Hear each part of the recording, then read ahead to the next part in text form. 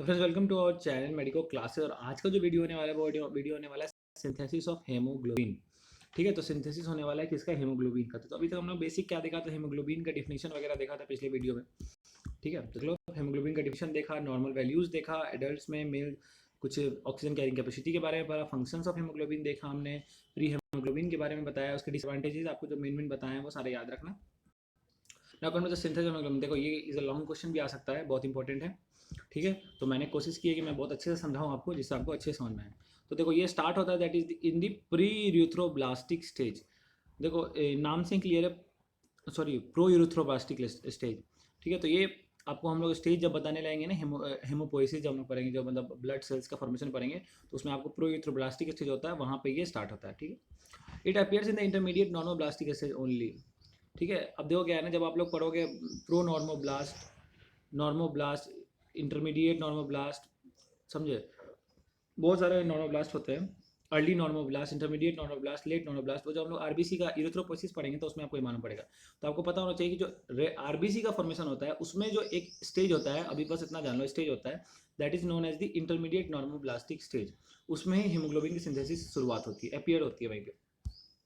Now come to the synthesis of haemoglobin. ठीक है, तो सिंथेसिस ऑफ हेमोग्लोबिन में क्या क्या स्टेप्स हैं, तो देखो हेमोग्लोबिन में कैसे सिंथेसिस में स्टेप है। तो हीम पोर्शन माइटोकॉन्ड्रिया में सिंथेसाइज होता है, ग्लोबिन पोर्शन राइबोसोम एक और साइटोप्लाज्म में मेनली तुम्हारा सिंथेसाइज होगा।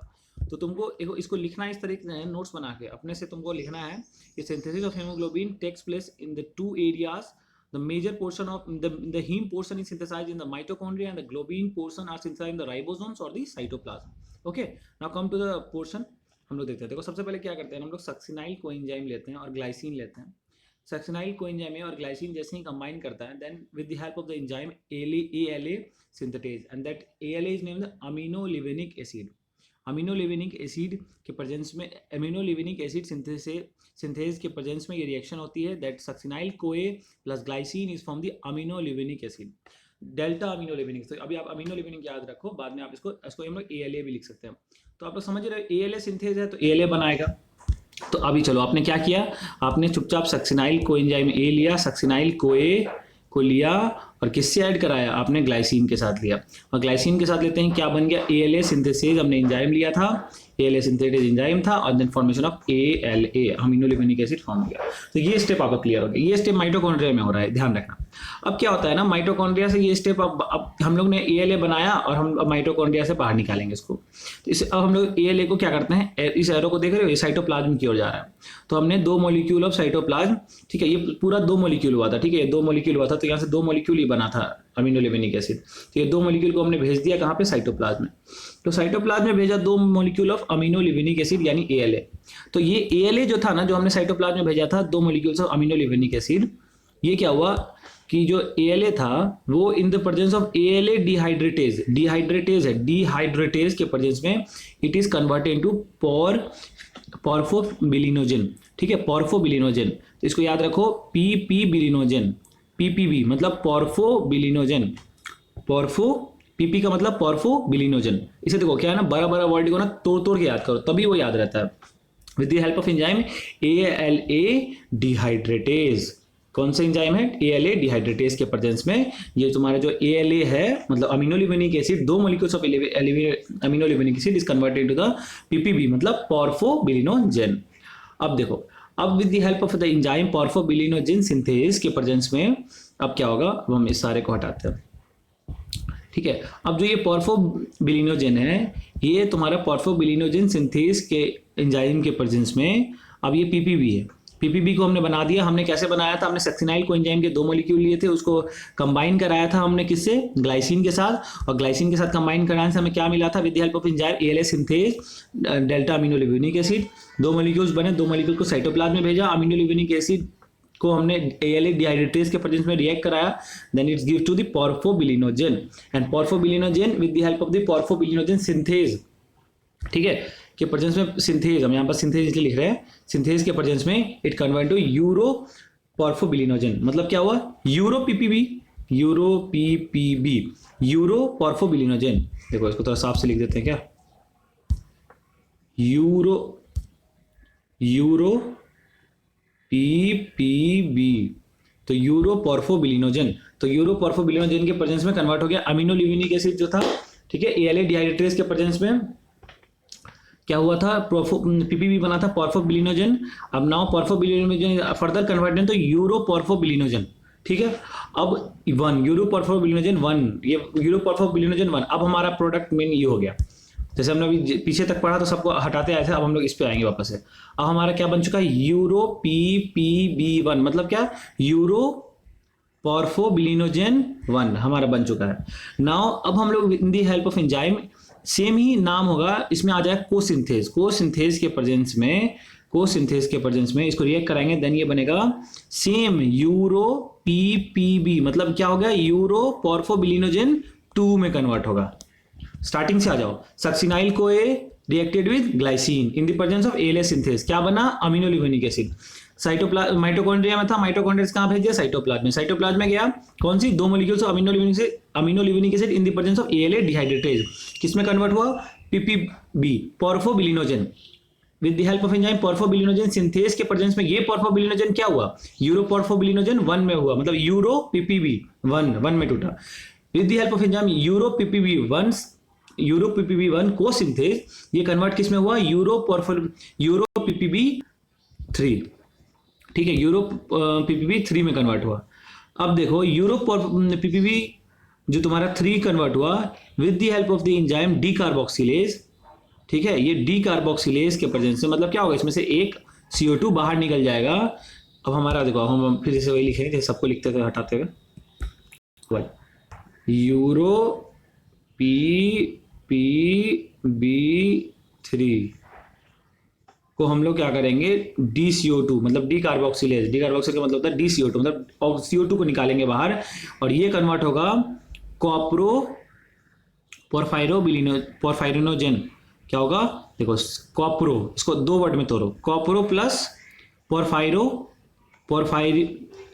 पोर्फायरिनोजन, देखो पोर्फायरिनोजन, पोर्फायरिनोजन, मतलब क्या हो गया, यूरो, जो हमारा कंपाउंड था यूरोपोर्फोबिलिनोजन, यूरोपोर्फोबिलिनोजन 3 इज कन्वर्टेड इनटू कॉप्रो पोर्फायरोबिलिनोजन, सॉरी कॉप्रोपोर्फायरोजन, हाँ, तो कॉप्रोपोर्फायरिनोजन, दो 3 बार ना देखो, मेरा भी हो जाता है, हम भी इंसान है भाई, फर्स्ट ईयर स्टूडेंट है भाई, कोई बहुत बड़े डॉक्टर तो नहीं है, बहुत बड़े टीचर भी नहीं है, ठीक है, हमको कुछ वैसा कुछ बनना है, बस भाई लोग का मदद करना है, बस हो गया, भाई और बहन सबका, ऐसा नहीं कि सिर्फ भाई कहीं, सब बहन का भी मदद करना है, ठीक है। इसलिए भाई तुम लोग को बताने में यार मेरा भी रिवीजन होता है यार, इसीलिए हमको इतना मेहनत करना अच्छा लगता है कि तुम लोग को बताते हैं तो हम खुद भी तो पढ़ते हैं उतना, हमको नोट्स बनाना पड़ता है, बहुत सारा मेहनत लगता है यार। प्लीज़ चैनल को सब्सक्राइब कर दो और पूरा वीडियो देखो और कमेंट करो यार, लाइक करो, तभी तो हमको लगेगा कि मेरा मेहनत सफल हो रहा है, सपोर्ट करो। थोड़ा क्रम्बल प्रोसेस हो गया था, बहुत ज़्यादा टफ हो गया था, तो इसलिए बात कर ली बीच में।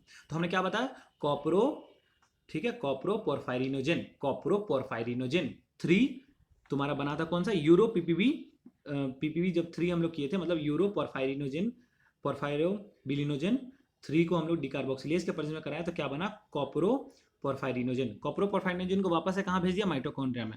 माइटोकॉन्ड्रिया में जैसे ही भेजा तो ऑक्सीडेज के प्रेजेंस में ये क्या बनेगा, प्रोटोपोर्फायरिनोजन 9 में कन्वर्ट होगा इन दी प्रेजेंस ऑफ ऑक्सीडेज। तो समझे, कॉप्रोपोर्फायरिनोजन 3 इज कन्वर्टेड इनटू प्रोटोपोर्फायरिनोजन 9 में कन्वर्ट हुआ, और ये with the help of the oxidase enzyme ये कन्वर्ट होगा प्रोटोपोर्फायरिन 9। ये एक्टिव फॉर्म होता है प्रोटोपोर्फायरिन 9, जो मेन फॉर्म है। ये Fe++ से कम, मतलब Fe2+ से कंबाइन होगा, या सर Fe छूट गया है, कंबाइन होगा, and then its form the, ठीक है, ये तुम्हारा with the help of enzyme ferrochelatase ये हीम का फॉर्मेशन करेगा, ठीक है। तो अब क्या हुआ कि हीम जो तुम्हारा था वो तो तुमने कहाँ बनाया, माइटोकॉन्ड्रिया में फाइनली बना, फिर ये हीम को बाहर भेजा जो साइटोप्लाज्म में। अब साइटोप्लाज्म में तुम्हारा जो राइबोसोम थे उन्होंने प्रोटीन्स बनाते हैं, हमने क्या बताया, राइबोसोम्स और साइटोप्लाज्म एक तरह से राइबोसोम की बात कर रहे हैं, तो हम लोग राइबोसोम में तुम्हारा क्या हो गया, हीम हो गया और ग्लोबिन हो गया। ग्लोबिन तो वही हुआ प्रोटीन, तो राइबोसोम ही तो प्रोटीन बनाता है, तो हीम यहाँ से गया और it combines with globin, then leads to formation of haemoglobin. बहुत एक बार इस प्रोसेस को रिपीट करके हम लोग इसके फैक्टर्स पढ़ेंगे, ठीक है। तो जरा ध्यान से देखो, आपने जो सारा चीज मैंने बता दिया, 2 molecules of succinyl co A with glycine in the help of ALAS synthesis they form delta amino levulinic acid, इसको हमने कहाँ भेजा, साइटोप्लाज्म में 2 molecules of delta amino levulinic acid in converted into PPB. क्या था हम लोग का तरीका, क्या है पीपीबी का मतलब, पोर्फोबिलिनोजेन। पोर्फो, पीपी का मतलब पोर्फो, PORPHO, बिलिनोजेन का बी, इसे शॉर्ट फॉर्म में याद करोगे याद हो जाएगा। पोर्फोबिलिनोजेन with the help of enzyme porphobilinogen synthase it converted in porphobilinogen is converted into uroporphobilinogen 1. Then after uroporphobilinogen 1 is converted with the help of enzyme co-synthase uroporphobilinogen 3. Now uroporphobilinogen 3 is converted with the help of enzyme decarboxylase coproporphyrinogen और यही कोप्रोपोरफाइरिनोजेन कहाँ होता है, वापस से mitochondria में आता है। देखो सबसे पहले जो अमीनो लिविनिक एसिड था वो गया था साइटोप्लाज्म में, अब ये माइटोकॉन्ड्रिया में वापस आ गया। With the help of the enzyme oxidase ये कन्वर्ट होता है प्रोटोपोरफाइरिनोजेन 9 में। फिर से अगेन ये ऑक्सीडेज होता है, ऑक्सीडेज के प्रेजेंस में ही ये कन्वर्ट होता है, active form is the protoporphyrin 9। It combine with Fe, then it form the in the presence of ferrochelatase के प्रेजेंस में ये हीम में कन्वर्ट होगा। And then after the heme comes to the cytoplasm and the heme combine with the globin, then leads to formation of hemoglobin. तो important चीज थी जो मेरे ख्याल से आप लोगों की क्लियर हो गई होगी। Now comes to the factors controlling hemoglobin formation. तो देखो कौन कौन से फैक्टर कंट्रोल करते हैं, तो ये हम लोग स्पीड में करेंगे क्योंकि हमें अभी कैटाबॉलिज्म भी देखना है, फेट भी पढ़ना है हेमोग्लोबिन का। तो देखो रोल ऑफ प्रोटीन्स, आपको पता है ना कि ग्लोबिन इज अ प्रोटीन। अगर हीम तो तुम बना दोगे, अगर ग्लोबिन ही नहीं लाओगे तो हेमोग्लोबिन कैसे बनेगा। Globin is also limiting factor हो जाएगा ना यहाँ पे। Role of low protein intake, decrease globin, that is limiting factor हो जाएगा वहां पे, hence the haemoglobin formation decrease होगी। ग्लोबिन ही नहीं है तो हीम कंबाइन किससे करेगा। Now the role of minerals, minerals में देखो बहुत इंपॉर्टेंट है आयरन, ये हेल्प करता है फॉर्मेशन ऑफ हीम। 1 ग्राम जो हीमोग्लोबिन होता है ना उसमें करीब 3.34 मिलीग्राम आयरन होता है। 1 ग्राम हीमोग्लोबिन में 3.34 मिलीग्राम आयरन। तो जनरली 100 ml ब्लड में 15 ग्राम हीमोग्लोबिन होता है, तो 50 ग्राम आयरन होगा ना। देखो 1 ग्राम हेमोग्लोबिन में 3.34 मिलीग्राम आयरन है, तो 15 ग्राम हेमोग्लोबिन में कितना होगा, अप्रॉक्स 50 मिलीग्राम होता है। ठीक है, तो 100 ml ब्लड में करीब तुम्हारा 15 ग्राम हेमोग्लोबिन है। अगर 100 ml ब्लड का मान लो लॉस हो गया तो हमने क्या है 50 ग्राम आयरन का लॉस हो गया ना। और फीमेल्स में आप जानते हो कि 15 ml ऑफ ब्लड का लॉस होता है एवरी मेंस्ट्रुएशन, जो भी हर मेंस्ट्रुएशन पे एक बार में 50 ml ब्लड लॉस होता है। दैट मीन्स कि 25 milligram of the iron is lost at that time. इसीलिए फीमेल्स में नॉर्मली आयरन की कमी देखी जाती है, और इसीलिए females are the main victims for the iron deficiency anaemia. इसलिए ज़्यादातर फीमेल्स में ही आयरन डिफिशिएंसी एनीमिया देखने को मिलता है। तो हमने ये बताया आयरन का रोल क्या है, ये चीज़ आपको पता होना चाहिए। It's a basic concept. Copper helps in promoting and absorption और mobilization of the utilization of iron. मतलब ये भी एक तरह से आयरन के एब्जॉर्प्शन मतलब एब्जॉर्ब कराना, मोबिलाइजेशन मतलब मूव कराना, यूटिलाइजेशन मतलब उसको यूटिलाइज करना। तो एब्जॉर्प्शन AMU, ठीक है, AMU अलीगढ़ मुस्लिम यूनिवर्सिटी। तो इस तरह से AMU याद कर लो, absorption, mobilization, utilization of iron. कौन करा रहा है, कॉपर। कोबाल्ट का काम क्या है, ये विटामिन B12 के फॉर्मेशन में हेल्प करता है, और it also increase the production of erythropoietin. देखो यूथ्रोपोइटीन इज हार्मोन, ठीक है, जो कि तुम्हारा क्या है डेवलपमेंट ऑफ आरबीसी में जरूरत पड़ता है हम लोगों को। ठीक है, जब हम लोग यूथ्रोपोसिस पढ़ेंगे तो हम लोग यूथ्रोपोइटीन के बाद डिटेल पढ़ेंगे। तो कोबाल्ट का काम क्या है, विटामिन B12 का सिंथेसिस कराना, और ये प्रोडक्शन ऑफ यूथ्रोपोइटीन में इंक्रीज करता है। कैल्शियम जो है वो भी आयरन का रिएब्जॉर्प्शन को GIT से इंक्रीज कर रहा है। तो बेसिकली देख रहे हो लगभग सब आयरन के रोल को ही बता रहे हैं, आयरन का जो रोल है उन्हीं को बता रहे थे। सब बेसिक बात आपको पता होनी चाहिए। Roles of vitamin C, vitamin B12, folic acid helps in nucleic acid required for the development of RBC. ये सारे विटामिन की जरूरत होते हैं। तो देखो आपको क्या है ना, ऐसे याद रखना है कि रोल ऑफ प्रोटीन्स पहला हेडिंग, रोल ऑफ मिनरल्स में iron, cobalt, copper, calcium. Iron, cobalt, copper, calcium, 4 कैसे याद कर लो। विटामिन में C, vitamin B12, folic acid, nucleic acid development RBC में। Now the catabolism of RBC. अब आपने हेमोग्लोबिन बना दिया, अब इस हेमोग्लोबिन टूटना भी तो है, मतलब टूटेगा भी तो टूटेगा तो कैसे टूटेगा। ओल्ड हेमोग्लोबिन डिस्ट्रॉयड होता है टिश्यूज में, मैक्रोफेज सिस्टम में। जो पुराना हेमोग्लोबिन होता है ना वो टिश्यू मैक्रोफेज सिस्टम में टूट जाता है। टिश्यू मैक्रोफेज सिस्टम मतलब क्या, टिश्यू के लिए एक सिस्टम होगा, मैक्रोफेज मतलब क्या, फैगोसाइटोस, खाने वाला सिस्टम होगा जहाँ पे पुराना आरबीसी को तोड़ देगा। पुराना आरबीसी क्यों टूटता है, कि देखो आरबीसी नॉर्मली क्या होता है ना, बाइक कन्वेयर शेप के होते हैं, इसको ऐसे बोला जाता है, ऐसे शेप के होते हैं। तो नॉर्मली जो इनके वॉल्स होते हैं ना वो फ्रेजाइल हो जाते हैं, कमजोर हो जाते हैं। 120 दिन के बाद वो किसी काम के नहीं रहते, तो कोई पहले भी टूट जाता है। तो जाके मेनली स्प्लीन में देखा जाता है इसका टूटना। प्रीवियसली हम लोग ये टिश्यू मैक्रोफेज सिस्टम का दूसरा नाम था reticuloendothelial system. RES is nothing but the reticuloendothelial system. Now coming the point, approx 0.3 gram of haemoglobin is destroyed and 0.3 gram of haemoglobin synthesize every hour. हर hour जो हमने synthesis process देखा वो हर every hour चल रहा है 0.3 ग्राम haemoglobin के लिए। अब हम लोग कैटाबॉलिज्म डिस्ट्रॉयशन वाला प्रोसेस देखेंगे कि हेमोग्लोबिन टूटता कैसे। फिर मैं वही कहेंगे मेरे नोट्स पे ध्यान मत देना। अब देखो मैंने समझाने की कोशिश की है, मेरे नोट्स 13 से कोई मतलब मत रखना यार, मेरे पास उतना टाइम नहीं होता कि मैं प्रॉपर नोट्स बना सकूं, क्योंकि मुझे किसी ने पिन पॉइंट का कैसे किया है नोट्स के लिए, तो आप लोग थोड़ा ध्यान रखो। तो देखो मैंने बताया टिश्यू मैक्रोफेज सिस्टम में क्या होता है, स्प्लिटिंग होती है हेमोग्लोबिन की। That is one is the globin part and other is the haem part. Globin part भाई अपना आराम से शांति दिमाग का इंसान है। Amino acid pool, amino acid pool is क्या, जहाँ पे बहुत सारे अमीनो एसिड होंगे अपने ये चला, क्योंकि globin is a protein part, amino acid is also is like a protein part, तो ये भी क्या होगा अपना प्रोटीन की तरह ये भी काम करेगा। ग्लोबिन चला जाएगा अपना अमीनो एसिड पूल में, प्रोटीन पूल में एक तरह चला जाएगा। प्रोटीन पूल मतलब क्या है, जो स्विमिंग पूल जहाँ पे पानी रहता है, प्रोटीन पूल में प्रोटीन रहेगा, उस प्रोटीन पूल में सब अपना सोया रहेगा। ठीक है, तो ग्लोबिन अपना चला गया कि बोला भाई अब तुमको मेरा कोई काम नहीं है, हेमोग्लोबिन तो टूट ही चुका है, चला गया। हीम वाला पार्ट बोला भाई हम तो और टूटेंगे, एक बार में टूट के हमको काम नहीं भरा है, मन नहीं भरा मेरा, तो हेमोग्लोबिन बोला कि चलो अब टूटते हैं। तो हेमोग्लोबिन बोला haemoglobin is nothing but the iron protoporphyrin 9, जो मैंने आपको बताया था कि प्रोटोपोरफायरिनोजेन, देखो यहाँ पे ये प्रोसेस, जो कॉप्रोपोरफायरिनोजेन 3 is converted in the protoporphyrin 9 and protoporphyrin is converted into the protoporphyrin 9. It is the active form, that is the hemoglobin, basically यही होता है हेमोग्लोबिन। तो ये मैंने आपको इसलिए यहाँ पे बताया था इट्स एक्टिव फॉर्म। तो ये हीम इज द प्रोटोपोरफायरिन 9। ये प्रोटोपोरफायरिन 9 जो ये वापस से टूटेगा, the remaining part and the ferrous, मतलब दो पार्ट में टूटा, एक तो तुम्हारा फेरस वाला पार्ट हो गया और एक तुम्हारा रिमेनिंग पार्ट हो गया। अब देखो क्या होता है इसमें, जो फेरस वाला पार्ट होता है ना, ये कंबाइन करता है एपोप्रोटीन, थोड़ा ये सब हटाने दो पेन मार्क करके बता।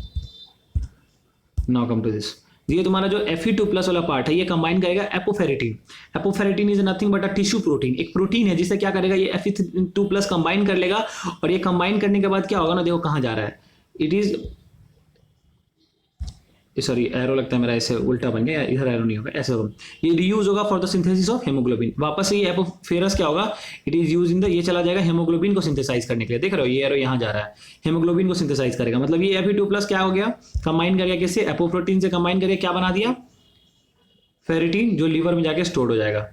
तो Fe2+ क्या हुआ, कंबाइन हो गया एपोफेरेटिन से, फेरेटिन के फॉर्म में कन्वर्ट हो गया, लीवर में जाके स्टोर होगा, और ये कब होगा, जब अब वापस से जब इसका जरूरत पड़ेगा, फिर इसका हीमोग्लोबिन बनाना होगा, तो ठीक है, तो ये वापस से आ जाएगा बनने के लिए, हीमोग्लोबिन बनने के लिए, तो ये भी निकल जाएगा।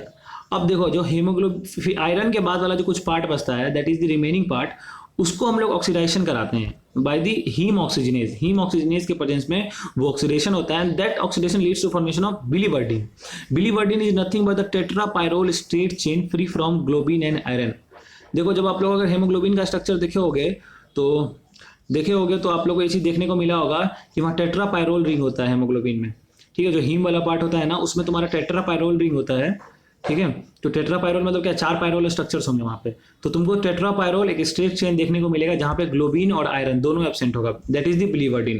तो तुमसे कोई ऐसे ही पूछ सकते हैं कि व्हाट इज बिलीवर्डिन, तो nothing but the tetrapyrrole straight chain free from globin and iron, जहाँ पे एक टेट्रापायरोल स्ट्रेट चेन है, मतलब 4 पायरोल रिंग होंगे वहाँ पे एक्स्ट्रेटली प्रेजेंट होंगे, जहाँ ग्लोबिन और आयरन दोनों नहीं है। तो हमने क्या देखा था कि अभी हमने देखा कि जो रिमेनिंग पार्ट था वो it is oxidised by the haem oxygenase and converted into the biliverdin.